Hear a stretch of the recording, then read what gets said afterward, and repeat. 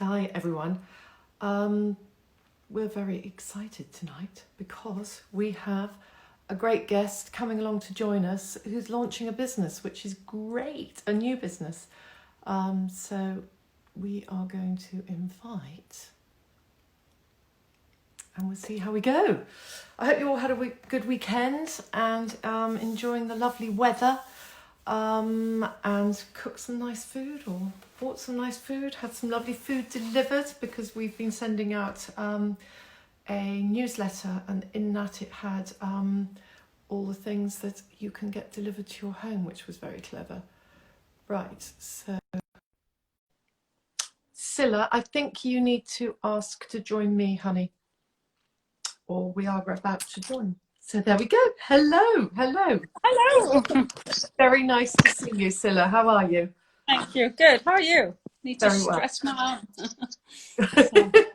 You just need to move your camera down a little bit because we're cutting off here on your pretty face. That's good. That's good. Yeah, I'm here. I'm getting good at this. I can help people. Yeah. Good. Like a Right. social media live streaming service. So let me introduce everyone. This is Silla Burjuram, who is very excitingly launching a new business called My Sushi Store on Friday with her husband, David. Now, if you don't know, Silla hasn't just gone, oh, I'm going to be a sushi mistress. I know what I'm doing. She absolutely hasn't. I found a quote about Silla today, and it said, "This is the woman who made sushi mainstream in the UK." Oh, A nice quote, Silla. very nice quote. Very nice quote indeed. Yeah, So, and Silla founded Feng Sushi as well 20 years ago. So what I do want to ask you, Silla, is because that was a delivery service, it and was now indeed. you've set up one 20 years later. What's the differences? The difference is that the delivery market has shifted a lot. And I think what we're trying to do is more like a local dinner service, a dinner treat, not a sort of 7-day-a-week operation. And I think we for a long time have dreamt about having a restaurant, David, my husband, and I. But obviously, as our dream was taking shape, this pandemic happened. And I think, then it's been like, because we really miss cooking. I think that's the core of it. And what we've been doing for the last many years is we've been sort of doing the summer season of festivals and weddings and big birthdays and things like that. And of course, they're not happening this year. There's a couple of big festivals we were going to do, one in Denmark, and we had another one maybe on the horizon. So what's happening right now is that we really, really miss cooking.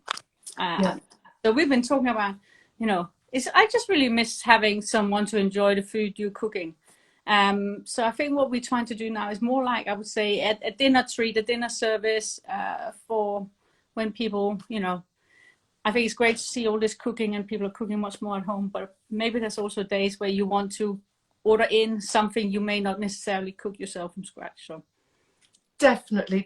And I just have to let everyone know, I tested Silla's delivery service the week before last, I think, and it was divine, I have to say. It was sushi beyond sushi. The quality, the presentation, the delivery.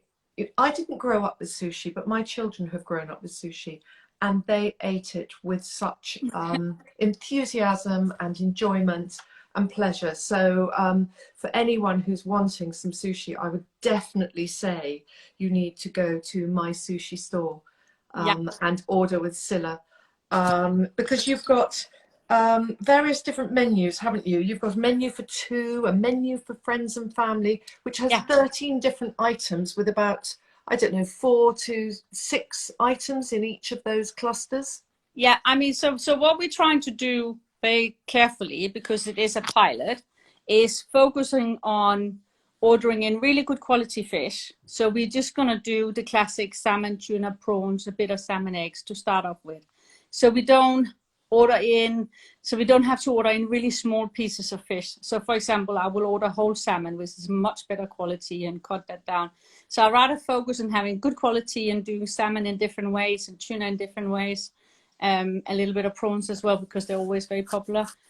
And then when it takes off and as we get busier, we will start adding more fish to the menu. But I think sometimes, so we just want to keep the menu really coherent and fairly tight. So it's quality over too much of a selection of fish, but then vary it in different ways of doing sushi, different kinds of salmon rolls and salmon nigiri and so on. So sorry, I'm not very good with holding this phone. I'm really sorry if I'm making everyone seasick.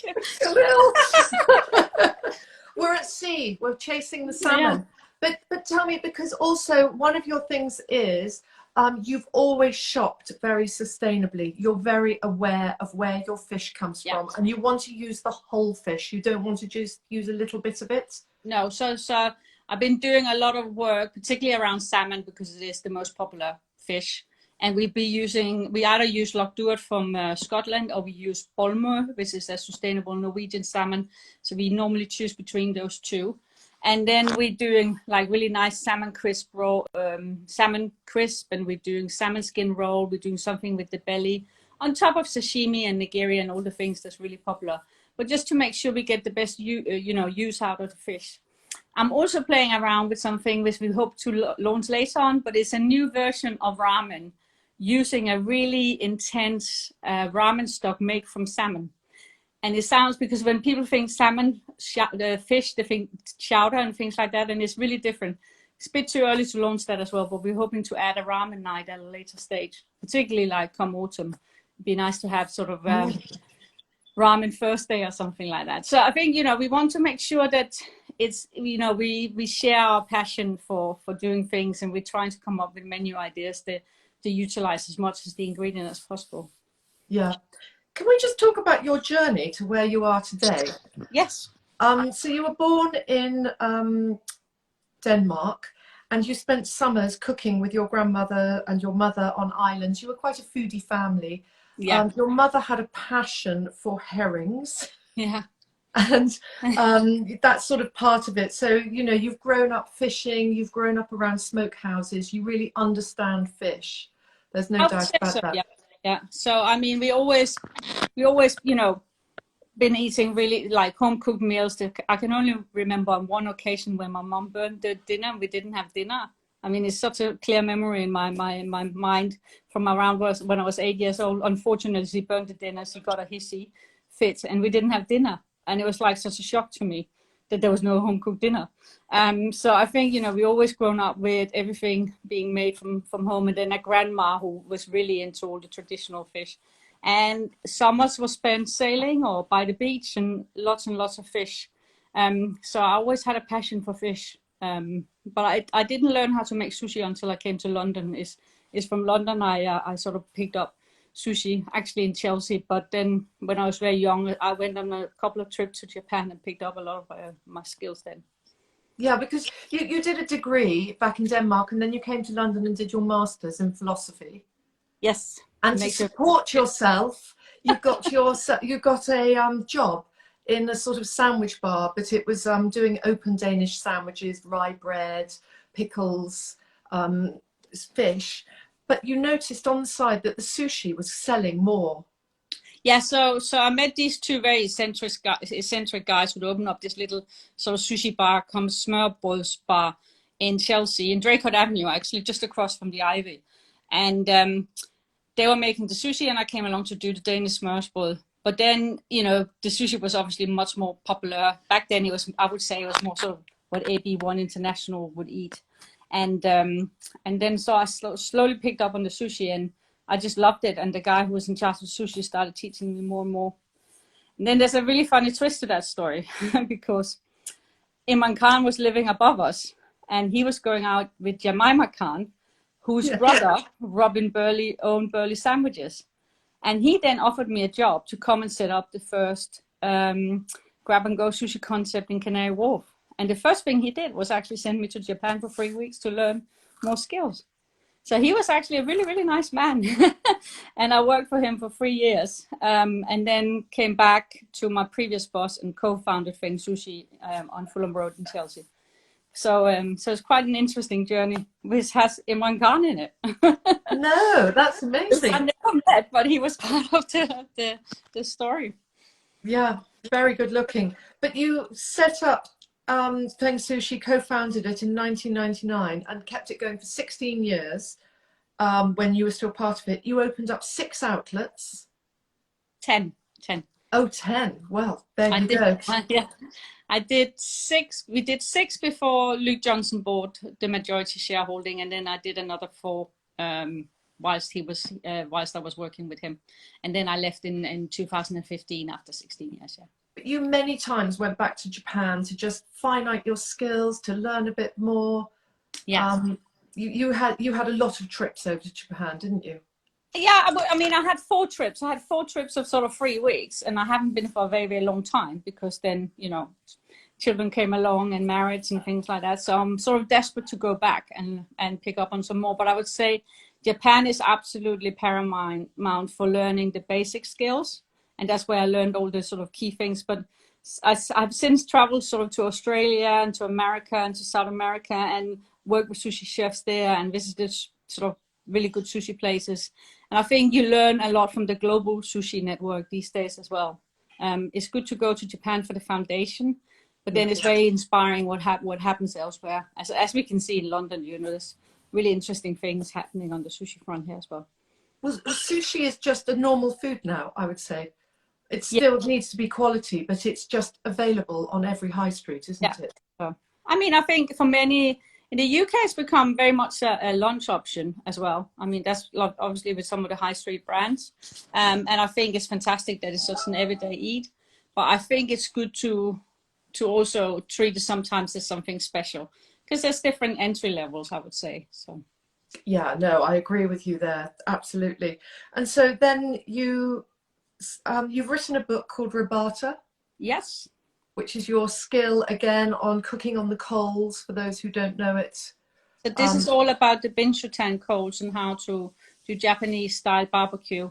Where there's really 2 kinds, I would say. There's the yakitori, which is sort of the fun and cheerful, drinking beers out with your colleagues. And then there's Rabata, which is a bit more high-end and restaurant-based. And they evolved sort of from different roots, but they both use Binchutan coals. And obviously then there's this trend in Europe, particularly with places like Rocca and Suma, of mixing sushi with the grill, which you don't see in Japan. It's a very Western version of how we eat Japanese food. So yeah. Aha. Okay. And then from that, you then have joined Sushi Daily, and you have helped them open up 800 shops across Europe. No. Everyone says. Oh, tell me then. Put me right. I'm not in operations at all. The one thing I can claim I've helped Sushi Daily with was opening up the first high street store in New Oxford Street, and we opened up a Sushi Daily Grab and Go. But I'm sitting in the cross marketing team, and I do new development and develop new products and things like that. And I'm not in the operational team. So okay, but you're still doing the menu that goes into these places, so you're part of it. Yeah, I'm definitely part of it, and I'm sort of part of developing new ideas and come up with new campaigns. But we're quite a big team, and it's a sort of very creative process involving lots of departments. So it's very different from what you do for yourself, but it's interesting. It's interesting working in a big group like that. So. Yeah, you must learn so much. Yeah, no, it's fantastic, and it's really interesting. And I do think for everyday accessible sushi is very good quality. But I think the things we're doing now is much more personal, and it's much more our own individual style, not just mine, but also my husband Dave's style. So we're sort of going back to the way we like to do it on a personal level, which is very different to what you can do across 800 stores. So. I would say so, definitely. It's very two different sides of the same thing. So yeah. Yeah, and tell me your branding. You've got the lovely salmon fish in black and white, which is really beautiful. Yes. Where did you come across that, Silla? So I've got a lovely friend called Susanna who has a design agency called Allies, and she did that for me. And she made a bluefish, which I use as my personal logo. And then David and I wanted to to use that in a black and white version for us. We thought that was really suitable, and then yeah, we altered it in front of us, redesigned it. So, but you know, it's very much a startup. So we trying to sort of make sure we don't go over ourselves to start off with, and just really focus on creating a really good menu and some good food. And So. are you excited or a bit nervous or just want to get cooking? We're very excited, a little bit nervous. I think, you know, what we're most nervous about is getting all the meals to all the right people at the right time.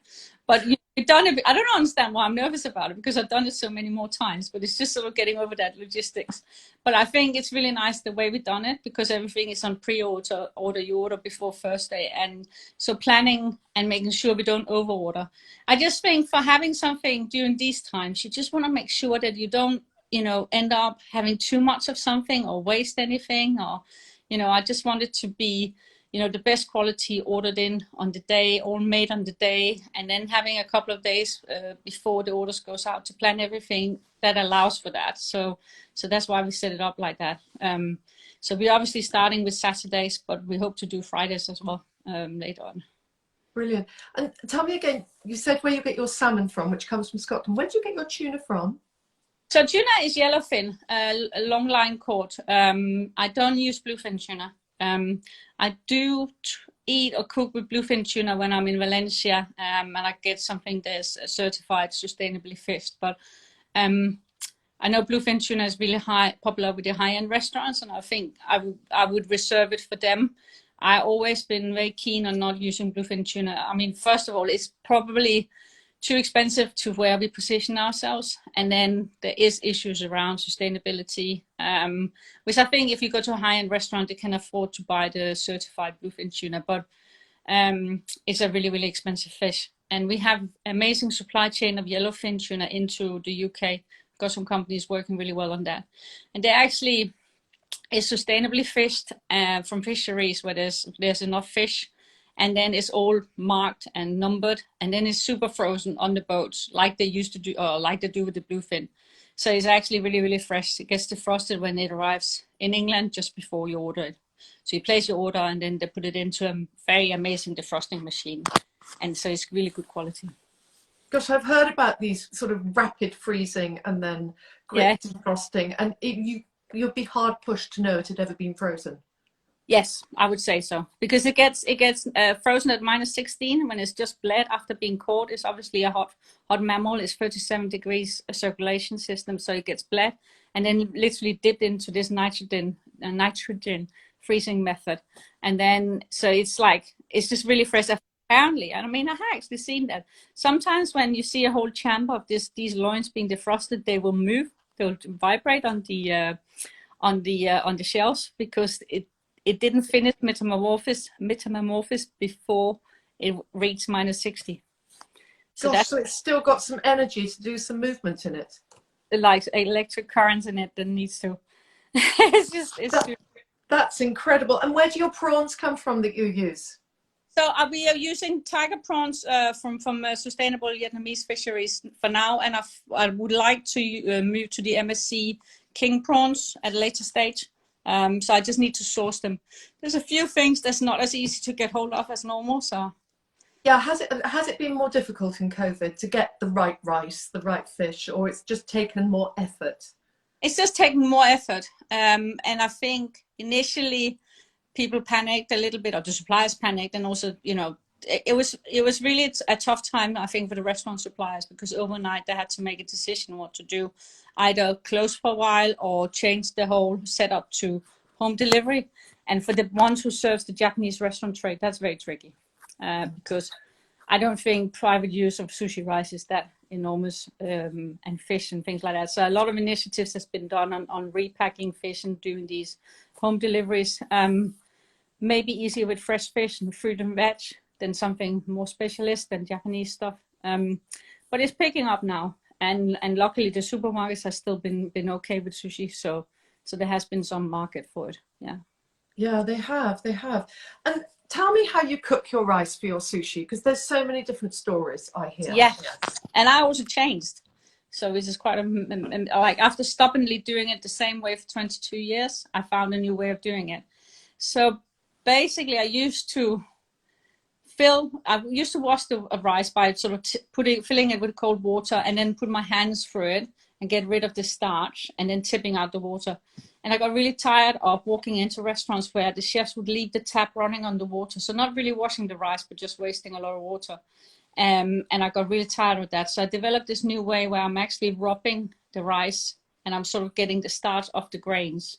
And then I'm rinsing it at the end. And like that, I use water to just cover the rice and then doing that method. And then I use water again to rinse off the starch instead of doing 10 washes where I tip out the water. And I got this recipe is on my website. And also I've done a YouTube demo of it if you like to see on a channel called Sushi Silla. So, Sushi Silla, okay. Silla, yeah. So. And then you just cook it, you steam it, or you cook it in water? And you sort of steam it up, it's obviously best to do a rice cooker, and if you have one and you set it up. Sushi rice, I cook in 1-to-1 and a tiny little bit extra. And then I like to put a piece of kombu in there for flavor. A piece of what? Kombu. Kombu? Kombu is like kelp, Japanese kelp. And it really flavor enhances the rice. But different chefs do different things. Some add a little bit of sake or mirin, some add salt and oil, and it's very different from chef to chef. Okay. And then once it's cooked, is it important to cool it down quite quickly? There's a method or something? Yes. So obviously the stickiness comes from adding vinegar to the sushi rice. So I like to tip it out and then just give it sort of a couple of minutes to take off the worst steam. And then you cut in the sushi vinegar and make sure all the grains get coated. And that's really important. And then you rest it, and then it should go below 30 degrees and then it's ready to use. But you can't do it in the day in advance and put it in the fridge or anything like that. It needs to be used when it's still lukewarm. Okay. And when you say cut in the vinegar, do you literally cut it in with a knife, or you're cutting it in with a... No, with a spatula, so with diagonal movements. Okay. And that's really important, because otherwise so at any stage you can sort of mishandle it and it just turns into porridge. So you really need to treat it very gently. It's not difficult. It's not difficult at all, but it's just, you need to be gentle with your method and sort of do the recipe step by step. I'm sure it's a bit like a sourdough. You have to do it once and it might not work, but the second time you'll be much more confident and you'll be better. Exactly. And it's repetition that you do. And just tell us about some of the things. Like I saw you've got chicken katsu and panko coated spicy tuna rolls, which looked lovely. Yes. So this is a take on a deep fried tuna roll I used to do, which is tuna and tempura batter, and then in a roll with cream cheese and chili, and then tempura batter as well.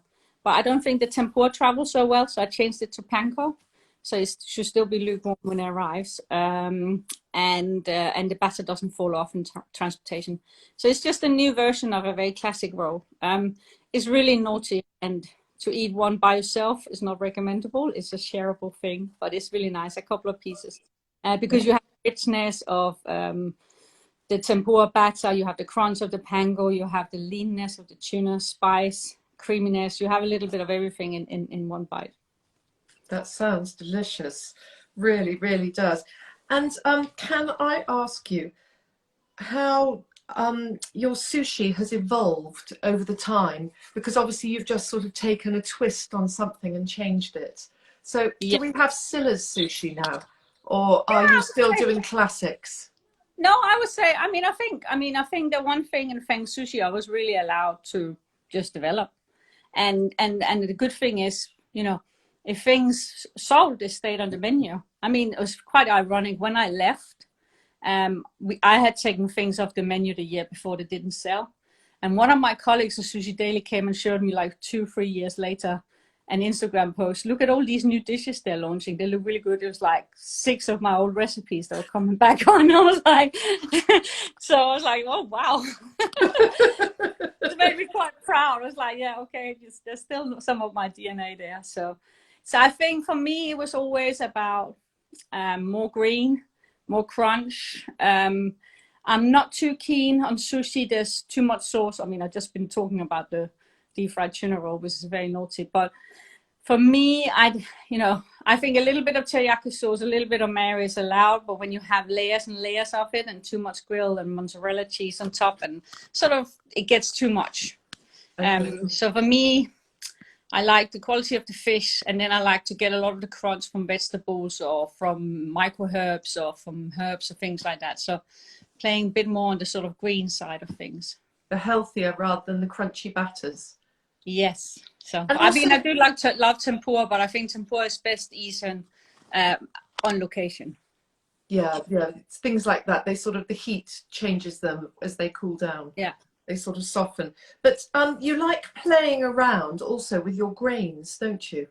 Yeah. So I introduced the brown rice sushi at Feng Sushi in, I think it was 2002. And then I had it in my first book in 2005, and it was really, really popular. And because it was actually also because we were so tired, us in the kitchen, we were so tired of having sushi rice every single day. So we started playing around with brown rice. And the first brown rice was actually developed with Holland and Barrett rice, because that was who was next door to us in Chelsea. and then with time, we managed to source a real brown rice sushi. And then we found one that was grown in Italy, and it so gradually improved. And then I like to do with the brown rice, I like to add a little bit of olive oil and less vinegar. So it wasn't so sweet, but it was a bit more, you know, the coating came from half oil and half sushi vinegar. So, and then since then I sort of start playing around with other grains like buckwheat and black rice and things like that. So I think those sound amazing. Someone's asking, can you explain the difference between Japanese and regular mayo, please? So QP mayo is like a slightly looser, more sweet mayo. I make my own mayo, and the recipe for that is on my website as well. So what I like to do is I add a little bit of sushi vinegar, yuzu, and sugar, and really fluff up the eggs before I start adding oil. And then I use a mixture of vegetable oil and olive oil. So that's sort of my version of QP mayo, which is a little bit more citrus. But I think QP mayo has a sort of, it's really sweet and very umami, and I think that's why it's so popular. Personally, I struggle a little bit with using mayo imported from Japan. I don't know, I just think it's weird to have eggs imported. So I prefer making my own. So That's good. Well, I know you prefer to do everything yourself from scratch because of the sustainability as well. And you like to know where everything's come from and the quality of it. You want to be in control of it, don't you? Yes, again, so some recipes just hasn't changed for 20 years. My mayo is pretty much the same as it has been for the last 20 years. My teriyaki sauce. Sometimes I add a bit more ginger and garlic than other times, but you know, I think it's the base recipes, and that's, you know, with Japanese cooking is about just making it better. It's, you know, of course you want to come up with some new ideas and some new flavors and follow trends, but it's also about cutting the salmon perfect. And getting better and better at cutting the salmon, getting better and better at cooking the rice. You know, I think that's... Do you have some special knives that you use? Yes, you know, totally. At the moment I use the same two knives, and one of them is absolutely knackered. But it's the sharpest one I have. I paid $375 for it 6 years ago, and I probably use it 200 days a year. So. And is it a Santoku knife? No, I bought it from the Japanese knife company originally because we had a good arrangement with them. And it's handmade, and it has a wooden handle. So I can't actually remember exactly what brand it is, but it has some beautiful pattern on the blade. But I tipped the top of it. But I'm working so well with it. So why should I buy a new knife? I mean, I'm a little bit embarrassed when I work with other chefs and the tip of my knife is gone, but then I'm like, actually, this is my tool. It sits perfect in my hand, you know. And it works. If you can work it, then that's fine. And I've been to Japan where you see the chefs, the handles, like in really traditional sushi bars, the wooden handle is just gone. It's from holding it. It's amazing. So, and you can get the handle changed, but then the chef is like, you know, this is my knife. I know how to hold it. It fits in my hand. It's comfortable. So yeah, I think, you know, Japanese cooking knives are absolutely key. So you find the knives you really like. I used to work a lot with global knives, but not anymore. I mean, I think they're great knives, but the sashimi knife doesn't work so well because having it all in one sort of the same handle and the same blade actually doesn't work so well for a sashimi knife as it does for. Okay, you don't have the balance. No. you're wanting. And what do you think of the Santoku knives that have the scallops in them? Because they say when you slice things very finely, it allows the item to fall away. Do you believe that, or do you think that's marketing? The scallop size, you mean the little Little indentations along the blade of the knife. I think, yeah, and you can also get a version of that where it's actually holes. And for Yeah, cutting maki, that's for cutting rolls, it's actually very good. And I think it's because if you want to work fast, you don't, when you cut maki, you have to clean your knife in between rolls because the rice is so sticky and it sits on the knife.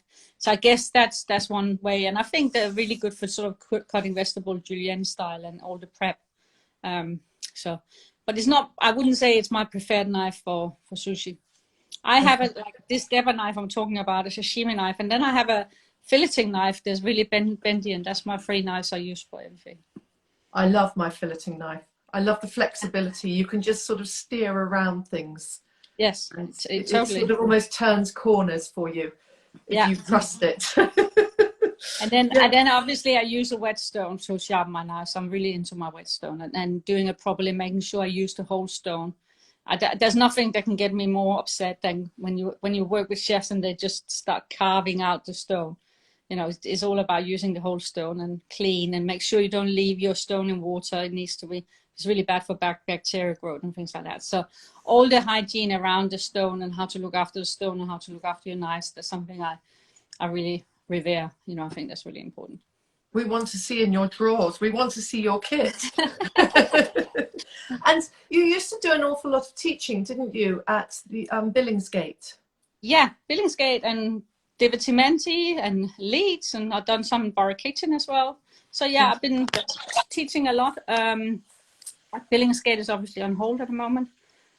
We've got some courses scheduled for autumn, but haven't heard anything. I think it's maybe a bit optimistic at the moment, but let's see. So I'm trying to do a little bit of content on YouTube, and I've posted a lot of my recipes online and things like that. So, but I think also that's one of the reasons why we want to do this Saturday service, because I just really miss the interaction. And, you know, I know I'm not going to see the customers, but at least, you know, you feel like it's local and, you know, it's word of mouth, and, you know, it's sort of slightly have that element to it, which I think is really important. And then obviously, sorry. Well, you've already had quite a few orders come through, haven't you? Yeah, it's exciting. You can hear the phone going bing. So, okay. We're getting a bit of interference. I'm not sure what's going on. Yeah, I don't know. Is it better now? Yeah, it was like someone else was on the line with us joining in. So you're having lots of orders coming in at the moment, and you're going to put a cap on about 30, did you say? Cap on 30 and closing Thursday, and then take stock, and then hopefully, you know, get some nice feedback and suggestions. So yeah. I think you'll get good feedback after what I ate. It was really nice. That's very kind of you. That's very kind. Yeah. Yeah. And so you're going to do it for 3 weeks. Am I right in thinking? And then 3 weeks, but maybe 3 weeks, maybe one extra Saturday. We'll see how it goes. And then we're going to take stock. I also need to go and see my family in Denmark. And then we're definitely back in August. And considering doing Friday as well. So, and then, I mean, I think it's, you know, we want it to be really, you know, what's it called? Organic. You know, just, you know, we want to grow with it, see what happens. And if it's something we do at the weekends, it's great, you know. Because you're still holding down your job, aren't you? I'm still working, and so, you know, I will I can do Friday service and Saturday, of course, or Friday evening service and Saturday, but, you know, I'm planning on staying my job for now. You know, it's a very good job, and I enjoy it. I think it's a great job.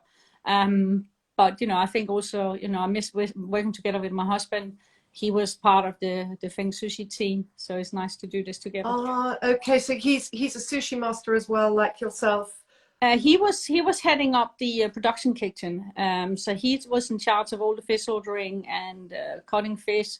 We had a really nice system where we had a team of chefs in there in the morning cutting all the fish for all the restaurants, so we had nice consistency. And then they did a lot of development in that department as well, of sauces and new recipes, and we did a lot of training and ran schools from that department. So he was very much involved in sort of the creative development side of things. So So he's really excited because he loves cooking as well. You know, So he's you two are an proper feeder. absolute powerhouse on So, sushi for us. yes, I mean he takes care of the hot food more than I do, and I take care more of the sushi. So Okay, so we you have can your both. place. We have no, but it's just it's good to have it like that. You know, we can do both, but it's just better that you do that and I do this. You know, so Yeah. And can I ask you what soy sauce do you think we should buy to dip our sushi into? So yeah, I would be sending out some gluten-free Kikkoman soy sauce, but I think Kikkoman is the best. I mean, I think Clear Spring has the absolutely beautiful soy sauce. Shoyu is called, really nice quality. I recommend that, or otherwise Kikkoman. But I prefer Kikkoman over Yamasa, and it's because it's brewed in Europe. It's brewed in Amsterdam, so I think it's just fresher quality than the Yamasa because that's imported, and I think it does suffer a little bit in import. So just in the timing and the rest. yeah. And I also think for the European palate, Kikkoman is better. It's a bit rounder and milder, or maybe I'm just so. I've been working with them always, and I always sort of preferred that. But you know, I do like a really exclusive, good quality soy sauce. But I think it's very difficult to recommend something that's £20 for 500 ml. So yeah. And what do you like to drink with your sushi, Silla? Now, I think you don't drink, but what do you think people should drink with their sushi? I think I actually think a tonic water with some fresh citrus and lemon in would be beautiful. And obviously wine always goes well. Wine is good as well. White or red, do you prefer? White. I would go white. Something like like German wines, not too sweet, like a Grüningen or something down from the Molson. I can't say it, but I think something like that would be good, but not too sweet. And then sake, but quality sake, and enjoy really cold. And there's more if you buy an alkaline sake. It's really nice and gentle on you, and you can drink quite a lot without a hangover. I say from past experience. Okay, but citrus soda, you would say, with fresh lime or lemon? Yeah, definitely. Oh, that sounds really nice. Like a fever tree, tonic water with lots of ice, and something really refreshing, I think is good. And then obviously green tea as well, a good quality green tea. Oh. Or green tea, iced tea would be good.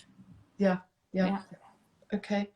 And your children, are they good with their knives? Have they got good knife skill? Can they make sushi? Not yet. My son is absolutely addicted to sushi, but he refused to make it because he has me. But he's addicted to sushi. My daughter is not so much into sushi, but she really has a palate for umami, and she loves home cooked food.